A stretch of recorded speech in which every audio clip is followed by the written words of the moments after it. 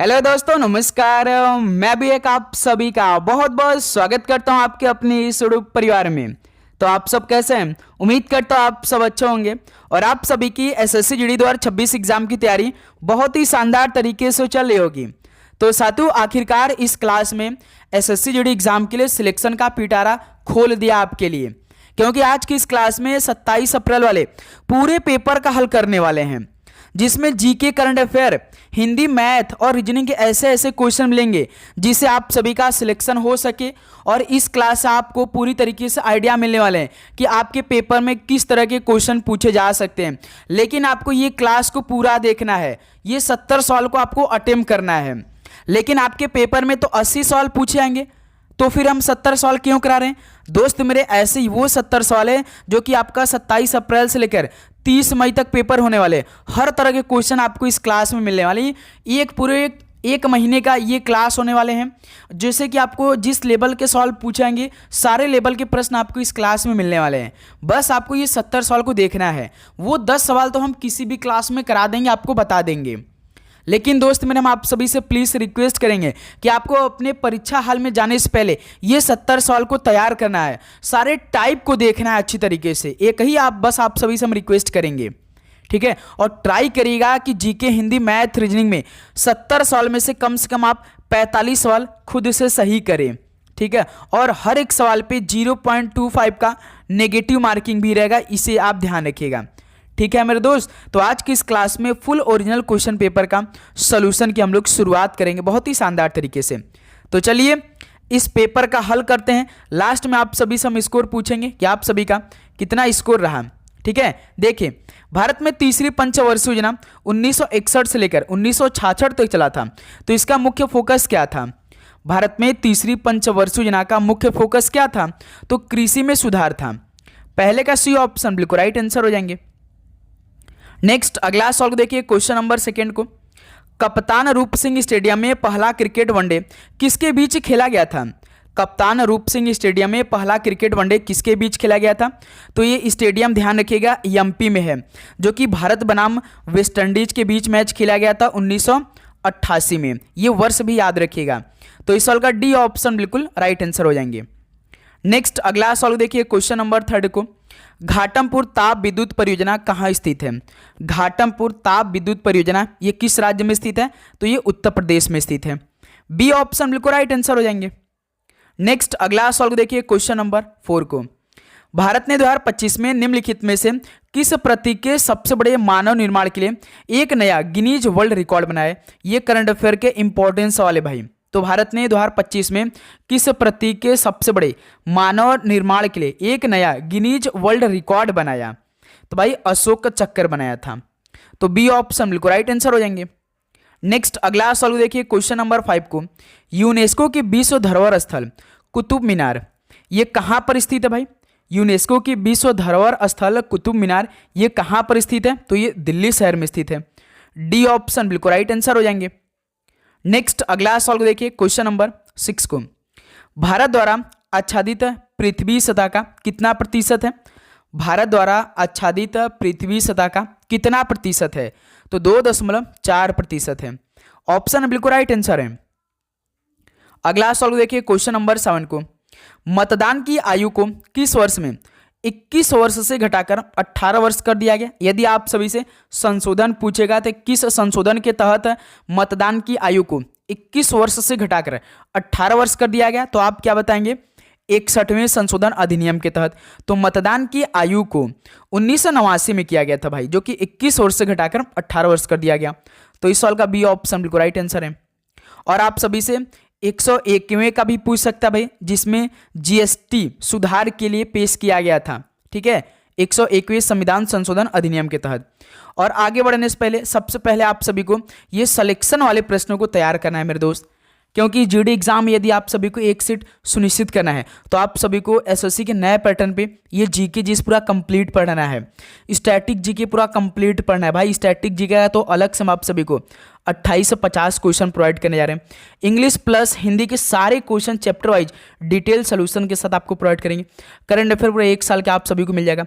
Reasoning पूरा आप सभी को पूरा कंप्लीट मिलेगा चैप्टर वाइज। मैथ्स के सारे क्वेश्चन आपको भाई चैप्टर वाइज डिटेल सोल्यूशन के साथ मिलने जा रहे हैं। आपको मिलेगा कैसे, ये नीचे नंबर दिखाई दे रहा है, इस पे आप सभी को व्हाट्सएप मैसेज करके ये सारे क्वेश्चन अपने परीक्षा में जाने से पहले मंगवाना है। लेकिन भाई आप सभी को इसके लिए 50 रुपीज़ पे भी करना पड़ेगा, ध्यान रखिएगा। मात्र 50 रुपीज़ पे करके ये सारा भाई सिलेक्शन वाले प्रश्न आप अपने पास मंगाइए। टाइम नहीं है भाई, जल्दी करके इसे आप मंगाइए और अपनी तैयारी और भी अच्छी करिए। निम्नलिखित में से भारत की सबसे ऊंची चोटी कौन सी है? भारत की सबसे ऊंची चोटी इनमें से कौन सी है? तो कंचनजंगा है। डी ऑप्शन बिल्कुल राइट आंसर है। नेक्स्ट अगला सवाल देखिए क्वेश्चन नंबर 9 को। चालू कीमत और स्थिर कीमत पर प्राकलित जीडीपी को क्रमशः और क्या कहा जाता है? चालू कीमत और स्थिर कीमत पर प्राकलित जीडीपी को क्रमशः और क्या कहा जाता है? क्या क्या कहा जाता है? तो नॉमिनल जीडीपी और वास्तविक जीडीपी कहा जाता है। ध्यान रखिएगा भाई, डी ऑप्शन बिल्कुल राइट आंसर हो जाएंगे। नेक्स्ट अगला सवाल को देखिए क्वेश्चन नंबर 10 को। द बुद्धा एंड हिज धम्म पुस्तक के लेखक कौन है? द बुद्धा एंड हिज धम्म पुस्तक के लेखक कौन है? तो डॉक्टर भीमराव अंबेडकर जी हैं। बी ऑप्शन बिल्कुल राइट आंसर हो जाएंगे। नेक्स्ट अगला सवाल को देखिए क्वेश्चन नंबर 11 को। निम्नलिखित में से किस देश की जनसंख्या वृद्धि दर विकासशील राष्ट्र की तुलना में कम है? तो किस देश की जनसंख्या वृद्धि दर विकासशील राष्ट्र की तुलना में कम है? तो ध्यान रखिएगा, विकसित देश में। बी ऑप्शन बिल्कुल राइट आंसर हो जाएंगे। अगला सवाल देखिए क्वेश्चन नंबर 12 को। निम्नलिखित में से कौन सा नियम यह बताता है कि चुंबकीय एक ध्रुव यानी मैग्नेटिक मोनोपोल्स का अस्तित्व नहीं है? तो कौन सा नियम यह बताता है कि चुंबकीय एक ध्रुवों का अस्तित्व नहीं है? तो भाई गॉस का नियम यह बताता है। ऑप्शन है बिल्कुल राइट आंसर हो जाएंगे। नेक्स्ट अगला सवाल देखिए क्वेश्चन नंबर 13 का राइट आंसर क्या बनेगा? चांदीपुर में सफल प्रथम उड़ान परीक्षण के साथ भारत ने दिसंबर 2025 में कौन सा रक्षा प्रौद्योगिकी मील का पत्थर हासिल किया? ये भाई भी इंपॉर्टेंट सवाल बनेंगे एग्जाम के लिए। चांदीपुर में सफल प्रथम उड़ान परीक्षण के साथ भारत ने दिसंबर 2025 में कौन सा रक्षा प्रौद्योगिकी मील का पत्थर जो कि हासिल किया? तो Pinaka long range guided rocket जो कि LRGR 120 के तहत। तो बी ऑप्शन बिल्कुल राइट आंसर हो जाएंगे। ओके, नेक्स्ट अगला सवाल देखिए क्वेश्चन नंबर 14 को। प्राचीन दक्षिण भारत के संदर्भ में विचित्र चित्रकार पुली और चैत्यकारी शब्द किससे संबंधित है? इस पे आप स्टार बनाइए, ये सवाल आपके पेपर में आने वाले हैं। प्राचीन भारत के संदर्भ में विचित्र चित्रकार पुली और चैत्यकारी शब्द किससे संबंधित है? तो ये उपाधि संबंधित है। सी ऑप्शन राइट आंसर है। ओके, नेक्स्ट अगला सवाल को देखिए क्वेश्चन नंबर 15 को। मोतीलाल नेहरू ने नेहरू रिपोर्ट कब प्रस्तुत की थी? मोतीलाल नेहरू जी ने नेहरू रिपोर्ट कब प्रस्तुत की थी, किस वर्ष में? तो 1928 में। सी ऑप्शन राइट आंसर है। नेक्स्ट अगला सवाल को देखिए क्वेश्चन नंबर 16 को। 2025 में प्रकाशित पुस्तक टेस्ट क्रिकेट अ हिस्ट्री के लेखक कौन है? 2025 में प्रकाशित पुस्तक टेस्ट क्रिकेट ए हिस्ट्री के लेखक इनमें से कौन है? तो टीम बिगमोर हैं। सी ऑप्शन बिल्कुल राइट आंसर हो जाएंगे। नेक्स्ट अगला सवाल को देखिए क्वेश्चन नंबर 17 को। भारत के प्रसिद्ध शास्त्रीय नर्तक कलामंडलम रामनकुट्टी नायर निम्नलिखित में से किस नृत्य शैली से जुड़े हैं? भारत के प्रसिद्ध शास्त्रीय नर्तक कलामंडलम रामनकुट्टी नायर ये किस नृत्य शैली से जुड़े हैं? तो ये कथकली से जुड़े हैं। डी ऑप्शन बिल्कुल राइट आंसर हो जाएंगे। नेक्स्ट अगला सवाल को देखिए क्वेश्चन नंबर 18 को। प्रधानमंत्री नरेंद्र मोदी द्वारा उद्घाटन किए गए इंडिया AI इम्पैक्ट समिट 2025 का विषय क्या है? बताइएगा। प्रधानमंत्री नरेंद्र मोदी द्वारा उद्घाटन किए गए इंडिया AI इम्पैक्ट समिट 2026 का विषय क्या है? तो सर्वजन हिताय सर्वजन सुखाय है, ये विषय है। बी ऑप्शन बिल्कुल राइट आंसर है। नेक्स्ट अगला सवाल को देखिए क्वेश्चन नंबर 19 को। मानव रीढ़ हड्डी स्तंभ में कितनी हड्डियां होती है? मानव रीढ़ हड्डी स्तंभ में कितनी हड्डियां होती हैं? तो पूरे 33 हड्डियां होती है। ऑप्शन बिल्कुल राइट आंसर है। क्लियर। क्वेश्चन नंबर 20 देखिए। निम्नलिखित में से कौन अकबर का सलाहकार था जिसे अक्सर अकबर के दरबार के गृह मंत्री के रूप में जाना जाता था? तो कौन अकबर का सलाहकार था जिसे अक्सर अकबर के दरबार के गृह मंत्री के रूप में जाना जाता था? तो मुल्ला दो प्याजा था भाई। डी ऑप्शन बिल्कुल राइट आंसर हो जाएंगे। ओके, नेक्स्ट अगला सवाल को देखिए क्वेश्चन नंबर 21 को। निम्नलिखित में से किस खेल के साथ आप 16 यार्ड हिट शब्द को जोड़ते हैं? तो साथियों किस खेल के साथ आप 16 यार्ड हिट शब्द को जोड़ते हैं? तो फील्ड हॉकी के लिए। डी ऑप्शन बिल्कुल राइट आंसर हो जाएंगे। नेक्स्ट अगला सॉल्व देखिए क्वेश्चन नंबर 22 को। संविधान की अनुसूची 7वें के तहत शिक्षा विषय किस सूची के अंतर्गत आता है?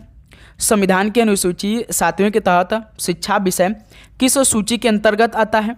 तो समवर्ती सूची के अंतर्गत आता है। डी ऑप्शन बिल्कुल राइट आंसर है। क्लियर। नेक्स्ट अगला सवाल देखिए क्वेश्चन नंबर 23 को। निम्नलिखित में से कौन सा स्थान अलकनंदा और भागीरथी नदी का संगम है? तो साथियों कौन सा स्थान अलकनंदा और भागीरथी नदी का संगम है? तो देवप्रयाग है भाई। तो ऑप्शन बिल्कुल राइट आंसर है। नेक्स्ट क्वेश्चन नंबर 24 देखिए। 11वीं पंचवर्षीय योजना किसके नेतृत्व में बनाई गई थी? तो साथियों जो 11वीं पंचवर्षीय योजना था वो किसके नेतृत्व में बनाई गई थी? तो ये डॉक्टर मनमोहन सिंह के नेतृत्व में बनाई गई थी। बी ऑप्शन बिल्कुल राइट आंसर है।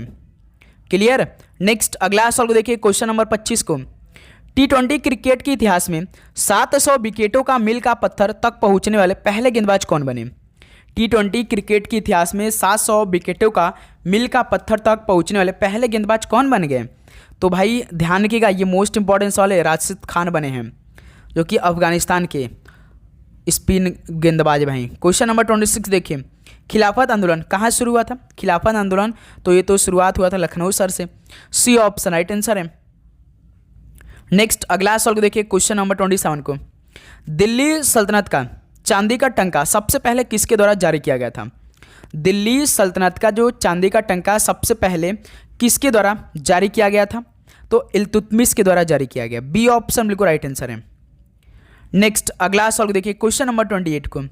निम्नलिखित में से कौन प्रशांत महासागर का एक गर्म महासागर है?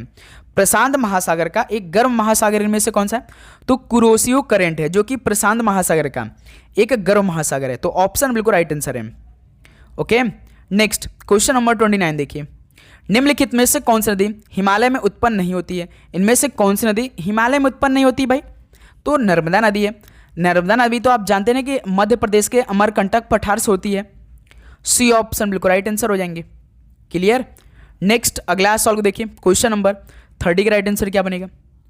निम्नलिखित में से कौन सा त्यौहार त्रिपुरा संबंध है? तो कौन सा त्यौहार त्रिपुरा से संबंध है? तो खर्ची पूजा है भाई। डी ऑप्शन बिल्कुल राइट आंसर हो जाएंगे। इसमें 13 से 14 देवताओं की पूजा भी की जाती है। ठीक है।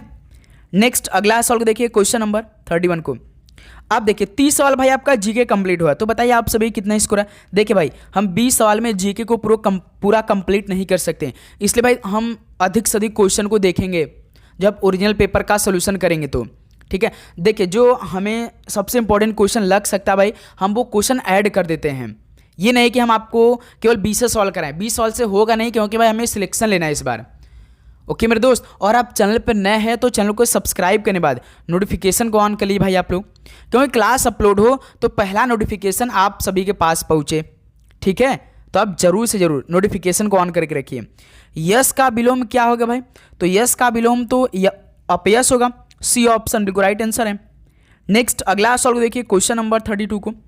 सारंग शब्द का पर्यायवाची क्या होगा? सारंग शब्द का पर्यायवाची क्या होगा? चातक होगा, सिंह होगा, कोयल होगा, यानी उक्त सभी। डी ऑप्शन बिल्कुल राइट आंसर बनेगा। नेक्स्ट अगला सवाल को देखिए क्वेश्चन नंबर 32 को। उसने भिखारी को भीख दी। तो भाई बी ऑप्शन देखिए परफेक्ट हो सकता है। उसने भिखारी से भीख दी गलत है। उसने भिखारी पर भीख दी नहीं, उसने भिखारी ने, ये भी गलत है। तो उसने भिखारी को भीख दी। तो इस सवाल का बी ऑप्शन जो बन रहा है आपका बिल्कुल राइट आंसर। नेक्स्ट अगला सवाल को देखिए क्वेश्चन नंबर 34 को। दिए गए वाक्य के किस भाग में त्रुटि है? प्रायः लोग देही के सुख चाहते हैं, यानी देही का मतलब क्या हो जाएगा भाई? दैहिक हो जाएगा। क्या हो जाएगा? दैहिक हो जाएगा। यही आपका क्या भाई? त्रुटि है। तो बी ऑप्शन बिल्कुल राइट आंसर हो जाएंगे। क्लियर। नेक्स्ट अगला सवाल को देखिए क्वेश्चन नंबर 35 को। दूसरों पर आश्रित रहने वाला वाक्यांश के लिए एक शब्द है क्या भाई? दूसरों पर आश्रित रहने वाले यानी कि परावलंबी कहेंगे। सी ऑप्शन बिल्कुल राइट आंसर है। नेक्स्ट अगला सवाल को देखिए क्वेश्चन नंबर 36 को। निम्नलिखित प्रश्न में 4 विकल्पों में से उस विकल्प के चयन करें जो विदेशी शब्द का सही विकल्प हो। बताइए इन 4 विकल्पों में से उस विकल्प का चयन करें जो विदेशी शब्द का सही विदेशी शब्द है। तो भाई चेहरा एक विदेशी शब्द है, ध्यान रखिएगा। डी ऑप्शन बिल्कुल राइट आंसर है। नेक्स्ट क्वेश्चन नंबर 37 देखिए। बहुत नाजुक होने के अर्थ में किस लोकोक्ति का प्रयोग होगा? बहुत नाजुक होने के अर्थ में किस लोकोक्ति का प्रयोग होगा, तो भाई पान से पतला चांद से चकला होगा। तो सी ऑप्शन बिल्कुल राइट आंसर है। क्लियर। नेक्स्ट क्वेश्चन नंबर 38 देखिए, निम्नलिखित में से किस मुहावरे का अर्थ सहायता बंद कर देना है? तो किस मुहावरे का अर्थ सहायता बंद कर देना है, यानी कि भाई हाथ खींचना होगा। ठीक है, सी ऑप्शन राइट आंसर है। नेक्स्ट क्वेश्चन नंबर 39 देखिए, सर का अनेकार्थक शब्द क्या है? सर का अनेकार्थक शब्द क्या बनेगा? तो पराजित होगा भाई। सी ऑप्शन बिल्कुल राइट आंसर है। नेक्स्ट अगला सवाल देखिए, क्वेश्चन नंबर 40 को, किस विकल्प में शायरा का समानार्थी शब्द है? शायरा का समानार्थी शब्द कौन से इनमें से?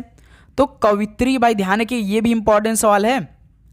शायरा का पर्यायवाची शब्द, समानार्थी शब्द एक प्रकार का पर्यायवाची शब्द ही होता है, तो शायरा क्या होगा भाई? कवित्री होगा। क्लियर। नेक्स्ट अगला सवाल देखिए, क्वेश्चन नंबर 41 को, जंगम शब्द का सटीक विलोम क्या होगा? जंगम शब्द का सटीक विलोम क्या बनेगा? तो स्थावर होगा। डी ऑप्शन बिल्कुल राइट आंसर है। नेक्स्ट अगला सवाल देखिए, क्वेश्चन नंबर 42 को, जिसने प्रतिष्ठा प्राप्त की हो, इसके लिए एक शब्द क्या है? जिसने प्रतिष्ठा प्राप्त की हो, इसके लिए एक शब्द क्या बनेगा? तो लब्ध प्रतिष्ठ हो जाएगा। डी ऑप्शन बिल्कुल राइट आंसर है। नेक्स्ट अगला सवाल देखिए, क्वेश्चन नंबर 43 को, प्याला देना मुहावरे का क्या अर्थ है? प्याला देना इस मुहावरे का क्या अर्थ है? तो शराब पिलाना होगा। ठीक है, ऑप्शन बिल्कुल राइट आंसर है। तो दोस्त मेरे, आप चैनल पे नए हैं तो पहले तो क्लास को लाइक कर दीजिए भाई, चैनल को सब्सक्राइब कर लीजिए और नोटिफिकेशन को ऑन करिए, क्योंकि भाई आपका एक लाइक देखिए और एक नोटिफिकेशन हमें मोटिवेट करता है कि आपके लिए हम इतना मेहनत कर पाते हैं भाई। बस आपका फ्री का काम है भाई, लाइक जरूर कर दिया कीजिए आपके एग्जाम के लिए, और नोटिफिकेशन ऑन करिए, और ये क्लास आपकी पूरे एग्जाम तक चले, इसलिए मेरे दोस्त। ठीक है, एक भी दिन का गैप नहीं होगा मेरे दोस्त। क्वेश्चन नंबर 44 देखिए, अफवाह फैलते ही लोग बड़ी किसमें जमा हो गए? वाक्य के रिक्त स्थान के लिए उपयुक्त शब्द कौन होगा? तो अफवाह फैलते ही लोग बड़ी संख्या में जमा हो गए, तो बड़ी संख्या होगा, तो सी ऑप्शन बिल्कुल राइट आंसर बनेगा। क्लियर। नेक्स्ट अगला सवाल देखिए, क्वेश्चन नंबर 45 को, दिए गए वाक्य में रेखांकित शब्द का विलोम क्या होगा? उत्साह से ओतप्रोत, यानी ओतप्रोत का विलोम शब्द क्या होगा? तो ध्यान रखिएगा, विहीन होगा, तो सी ऑप्शन बिल्कुल राइट आंसर है। नेक्स्ट अगला सवाल देखिए, क्वेश्चन नंबर 46 को, गागर में सागर भरना इसका तात्पर्य क्या है? गागर में सागर भरना इसका तात्पर्य क्या है?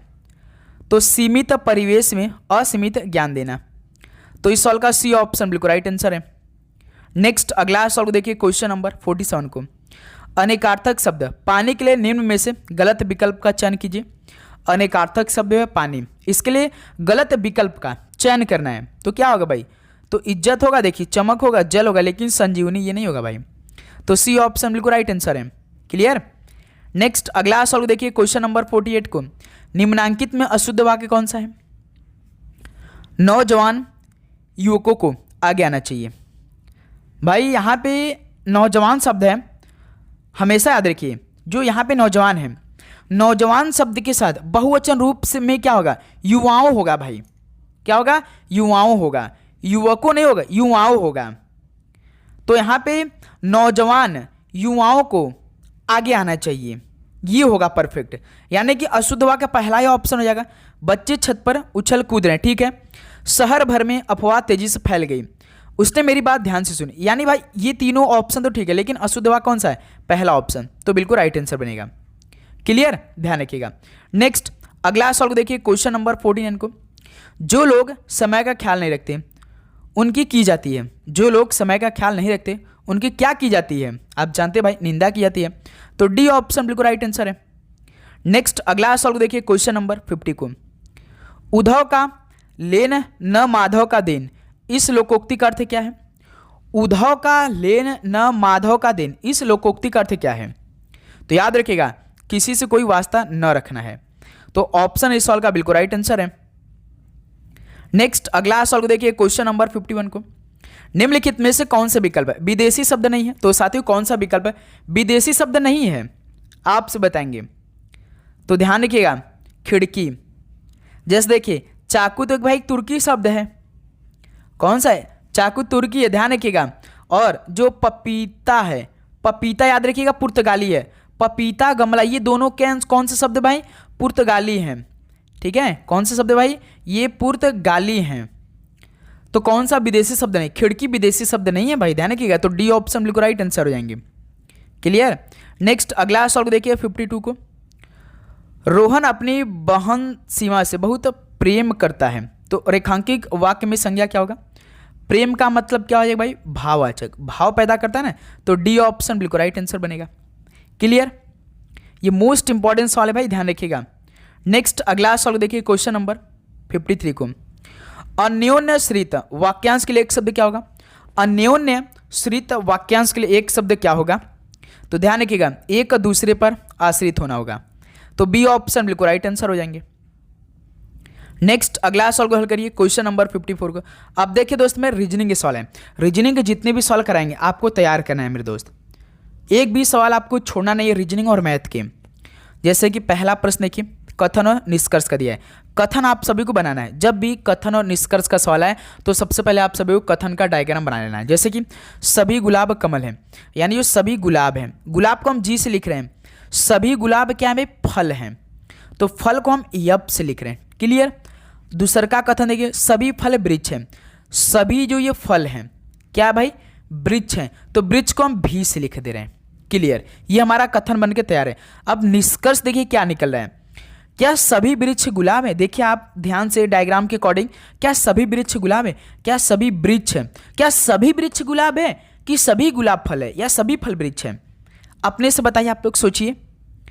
सभी वृक्ष तो भाई गुलाब है नहीं, क्योंकि सभी गुलाब वृक्ष हैं, यानी पहला तो देखिए हमारा निष्कर्ष नहीं बनेगा कथन के अकॉर्डिंग, है ना। दूसरे का देखिए, कुछ फल देखिए गुलाब है, कुछ फल देखिए क्या है भाई? कुछ फल गुलाब हैं, यानी कि इसमें तो केवल दूसरा का अनुसरण कर रहा है, यानी केवल निष्कर्ष 2 अनुसरण करता है। तो इस सवाल का देखिए 4 नंबर बिल्कुल राइट लग रहा है, केवल निष्कर्ष 2 अनुसरण करता है। ओके मेरे दोस्त, किसी प्रकार का डाउट? बिल्कुल नहीं। नेक्स्ट अगला सवाल को हल करिए क्वेश्चन नंबर 55 को। निम्नलिखित में से कौन संख्या दी गई श्रृंखला में प्रश्न चिन्ह को प्रतिस्थापित करेगा?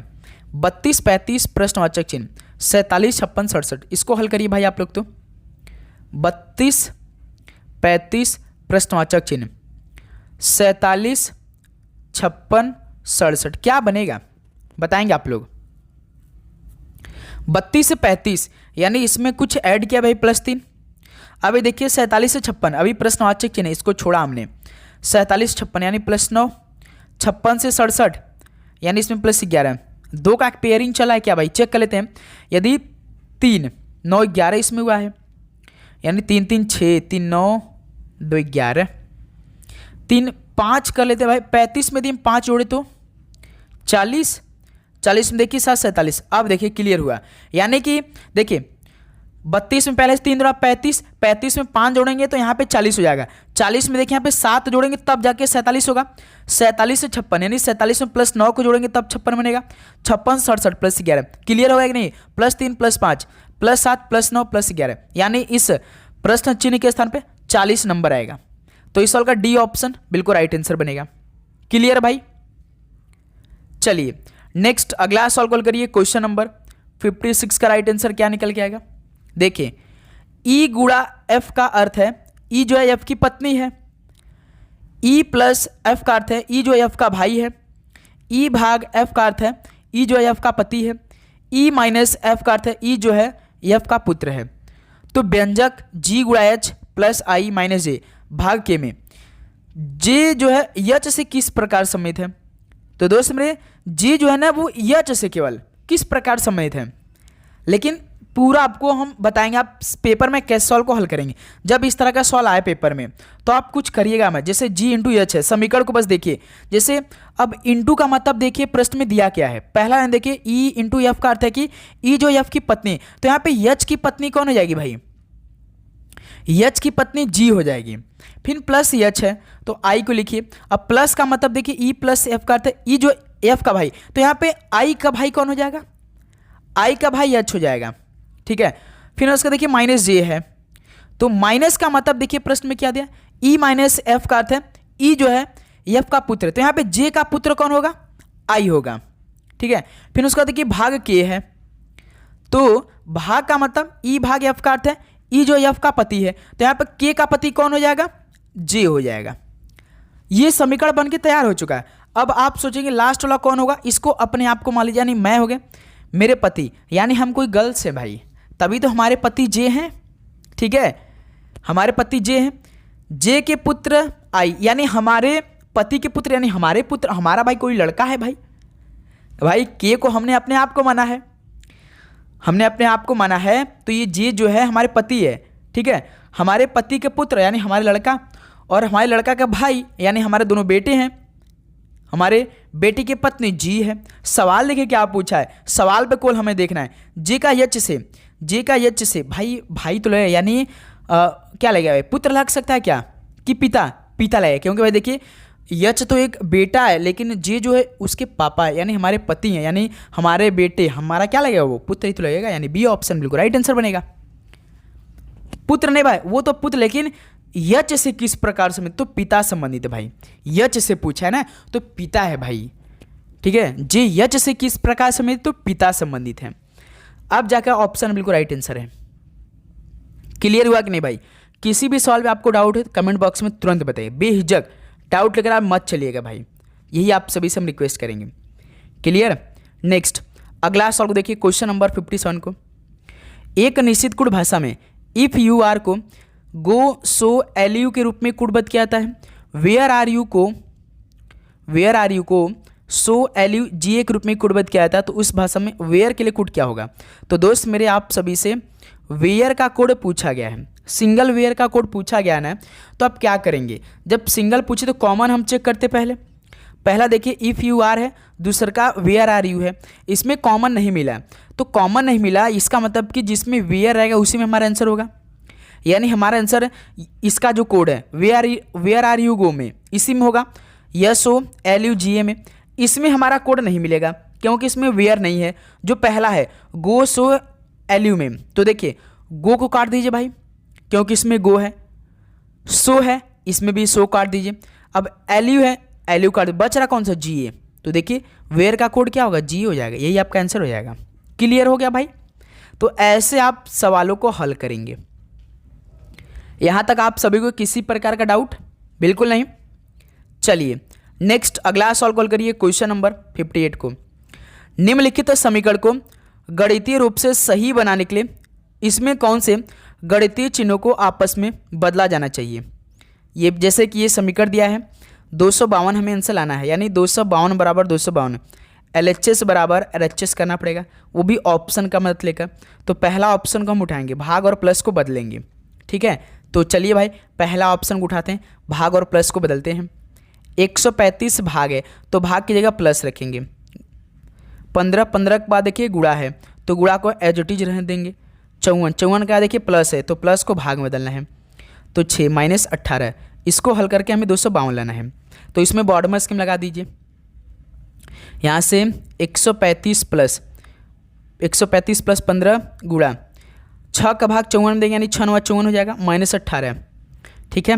फिर अब देखिए 135 प्लस 15 9 35 गुणा कर देंगे भाई, माइनस 18, ठीक है।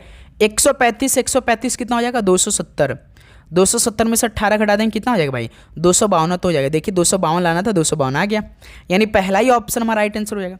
तो इस तरह आप सवालों को हल करेंगे। क्लियर मेरे दोस्त? यहाँ तक आप सभी किसी प्रकार का डाउट? इस सवाल तक तो हुआ नहीं होगा। चलिए नेक्स्ट अगला सवाल कॉल करिए, क्वेश्चन नंबर 59 का राइट आंसर क्या निकल के आएगा? निम्नलिखित में से कौन सा पद दी गई श्रृंखला में प्रश्न चिन्ह के स्थान पर आएगी? JL ZL JI XJ HG VHFE question mark RDBA क्या बनेगा? तो देखिए दोस्तों आप सभी को केवल पहले अक्षर का रिलेशन निकालना है, ठीक है।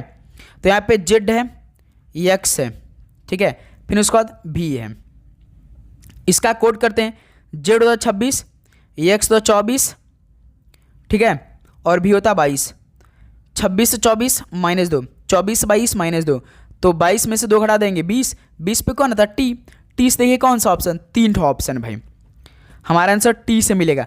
अब देखिए ध्यान से देखिए, हम भाई सभी ऑप्शन देखिए TF RF TF है, यानी कि जब हमारा पहला अक्षर T मिल गया तो भाई जब हम दूसरा का अक्षर का कोड निकालेंगे तो हमारा F ही आ जाएगा भाई, क्योंकि ऑप्शन में एफ ही दिया है, तो हम दूसरे अक्षर का कोड न निकालते भाई, सीधे हम तीसरे अक्षर का कोड निकालते हैं। देखिए JHF, JHF, J होता 10, H होता 8, F होता 6। इसमें भी देखिए -2 हुआ है, 10 से 8, 8 से 6, 6 से 4 हो जाएगा। 4 पे कौन होता है भाई D, यानी TFD देखिए कौन सा ऑप्शन है। अब देखिए TFD पहला ऑप्शन में और चौथे ऑप्शन में है ना मेरे दोस्त। या तो C आ जाएगा या तो E, लास्ट वाला अक्षर कोड करेंगे तो IGE चेक करिए, IGE,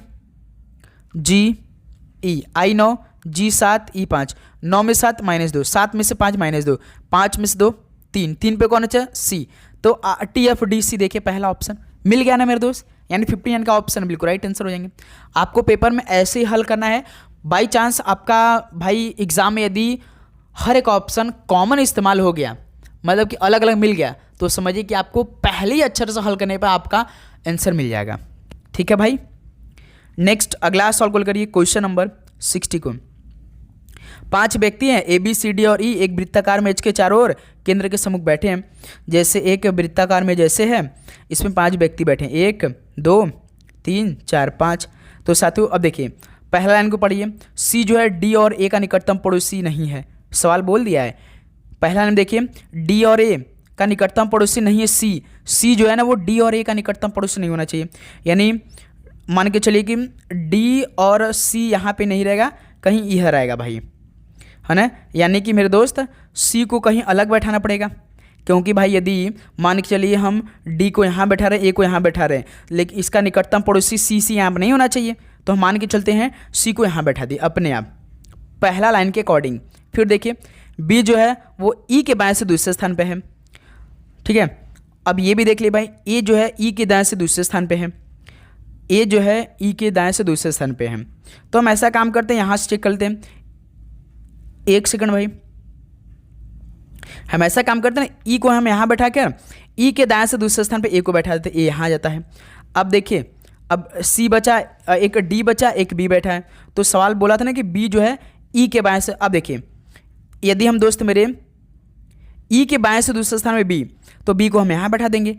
E का देखिए बाएं स्थान क्या होगा, इधर ही होगा भाई। ठीक है, इधर दायां है, इधर बायां है, तो देखिए E के बाएं से दूसरे स्थान पर B को बैठा दिया। अब दोस्त मेरे एक अक्षर बचा D को यहाँ बैठा लीजिए, पूरा हो गया।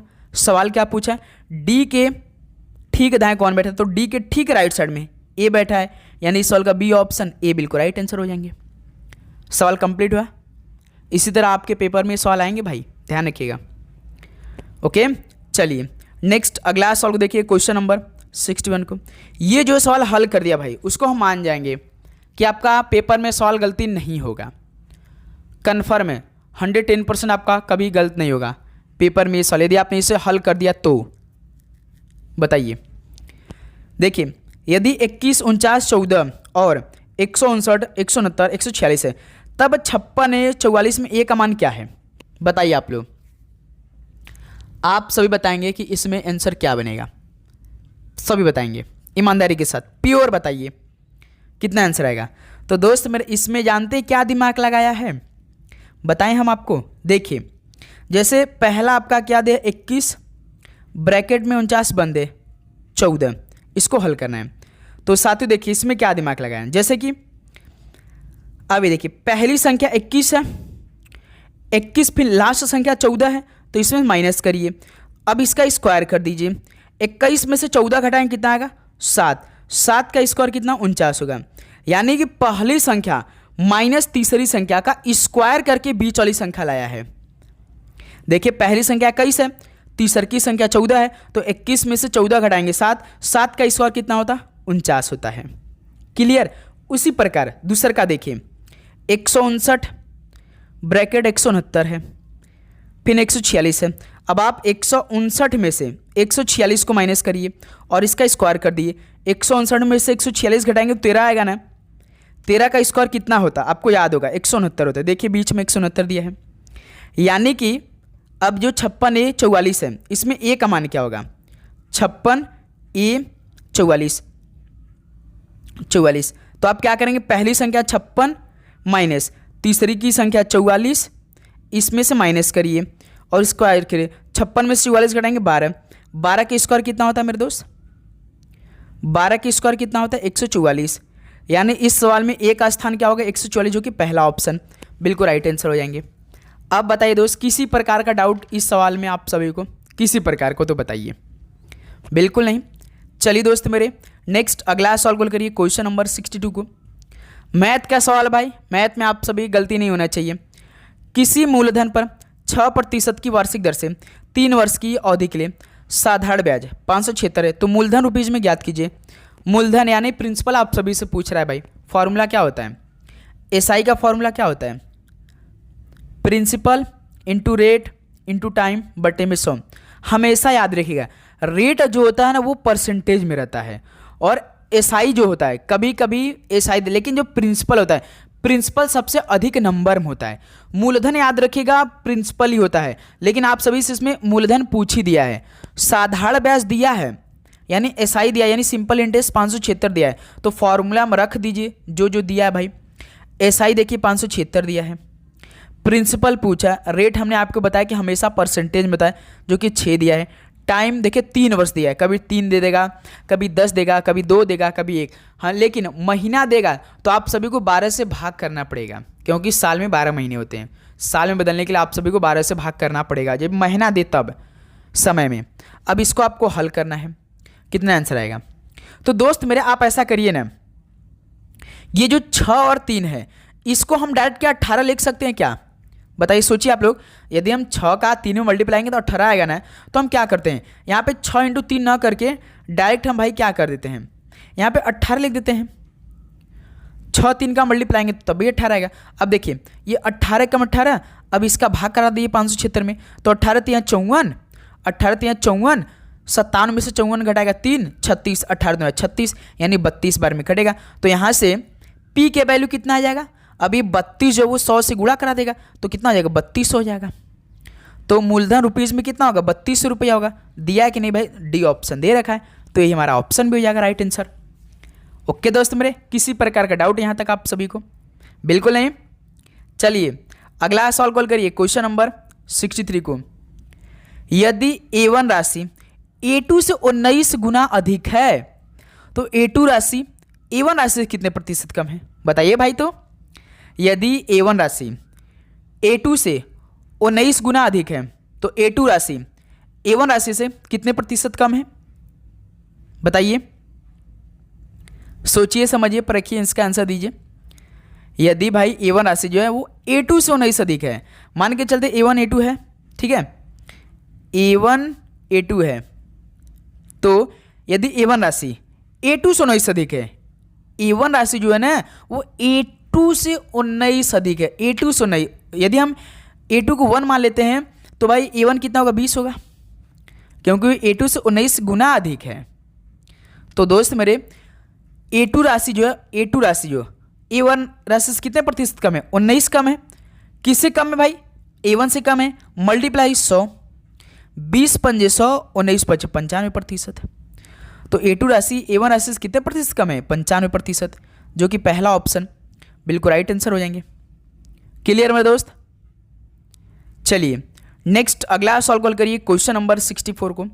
160, 720 और 400 का महत्तम समावर्तक HCF ज्ञात करिए।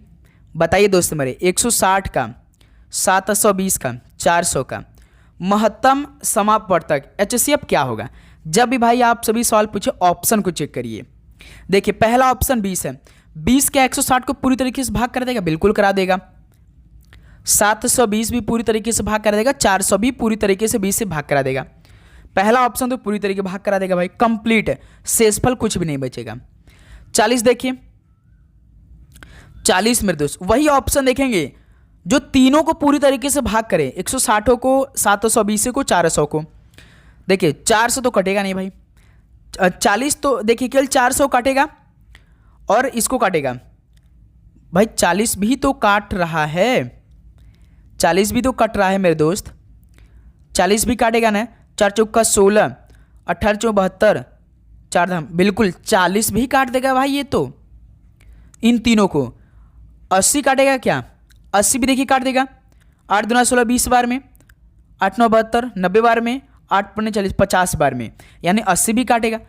160 देखिए किसको काट सकता है, केवल 160 को काटेगा, है ना, यानी कि डी ऑप्शन नहीं काट रहा है इन तीनों को।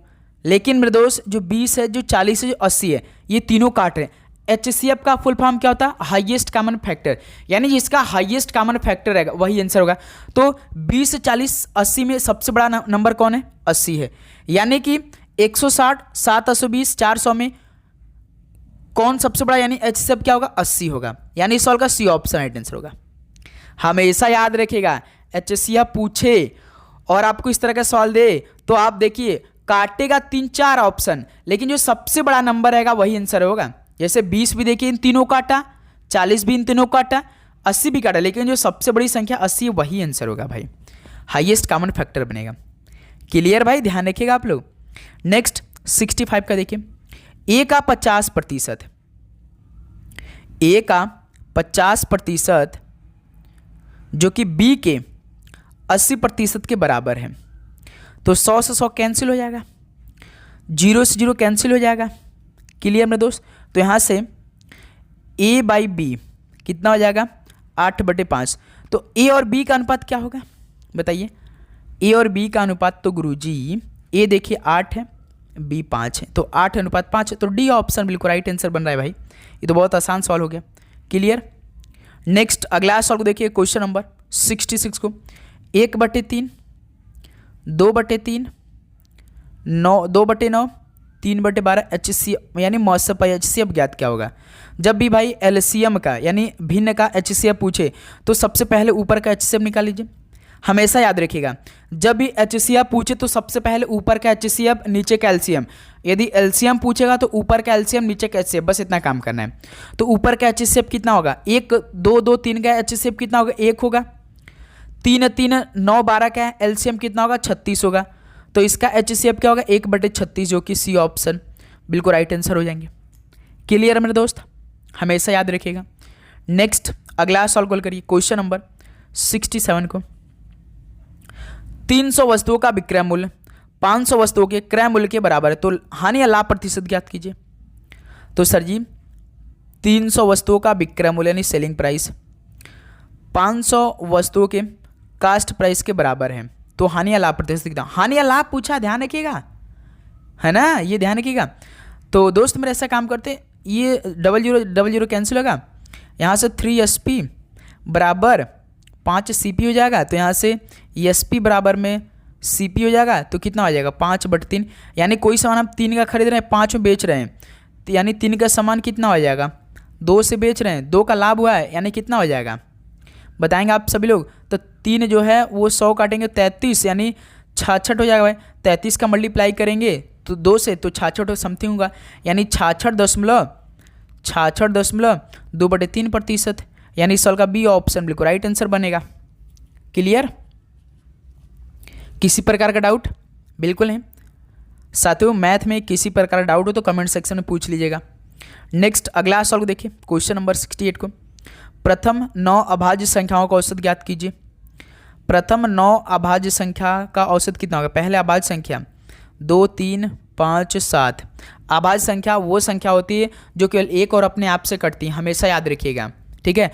2 3 5 7, 11 13 17, उसके बाद कितना होता है 18, तो भाज्य संख्या 19 केवल एक और 19 से केवल कटेगा, 19 23, ठीक है।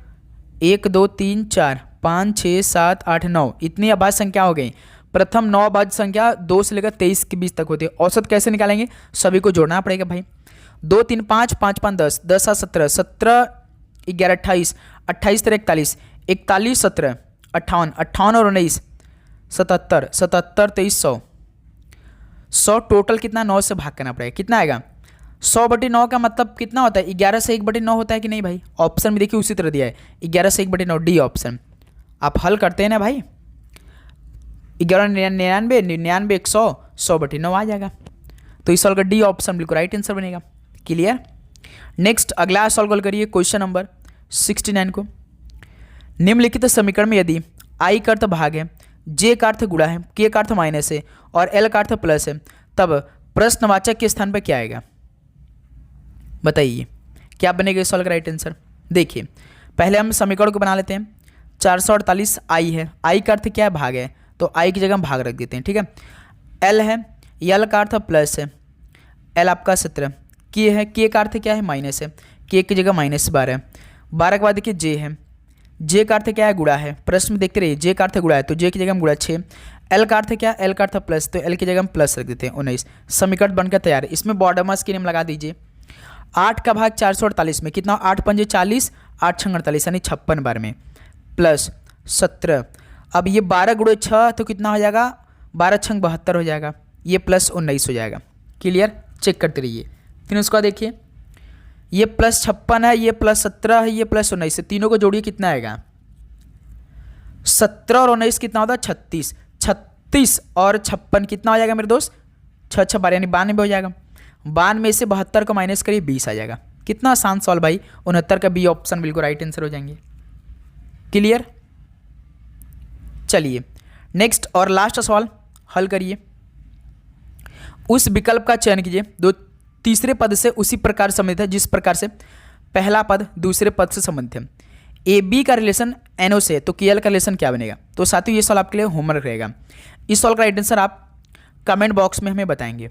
तो साथियों फाइनली ये 70 सवाल कंप्लीट हो गया। तो अब बताइए कि आप सभी का इन 70 सवाल में से कितना स्कोर है।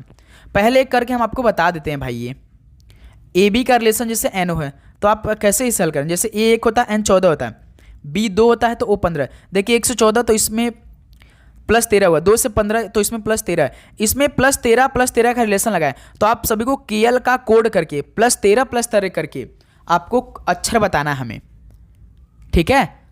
इसी तरह आप सभी को बताना है। तो दोस्त मेरे फाइनली 70 सवाल कंप्लीट हो गया। तो उम्मीद करूंगा आपको हर एक सवाल बहुत ही शानदार तरीके से समझ में आएंगे। लगातार इस तरह आपको हर एक क्वेश्चन को तैयार करना है बहुत ही शानदार तरीके से, ठीक है मेरे दोस्त। आपके लिए हम पूरी तरीके से मेहनत करेंगे। डेली आपको क्लास करना है। चैनल पे नए हैं तो सब्सक्राइब करके नोटिफिकेशन को ऑन करिए आप लोग, ठीक है। आप सभी का एग्जाम बहुत अच्छा जाएगा। भगवान भोलेनाथ का आशीर्वाद आप पे बना रहेगा भाई, माता रानी की कृपा पे बनी रहेगी कि आपका पेपर बहुत अच्छा जाएगा। टेंशन मत लीजिए, पढ़ाई करिए, बस मेहनत करिए आप लोग, ठीक है मेरे दोस्त। तो चलिए इस क्लास को यहीं पर समाप्त कर देते हैं। मिलते साथ एक और नए क्लास के साथ। आप सभी को एग्जाम के लिए बेस्ट आप लोग पढ़ाई करते रहिए। ऑल द वेरी बेस्ट, धन्यवाद।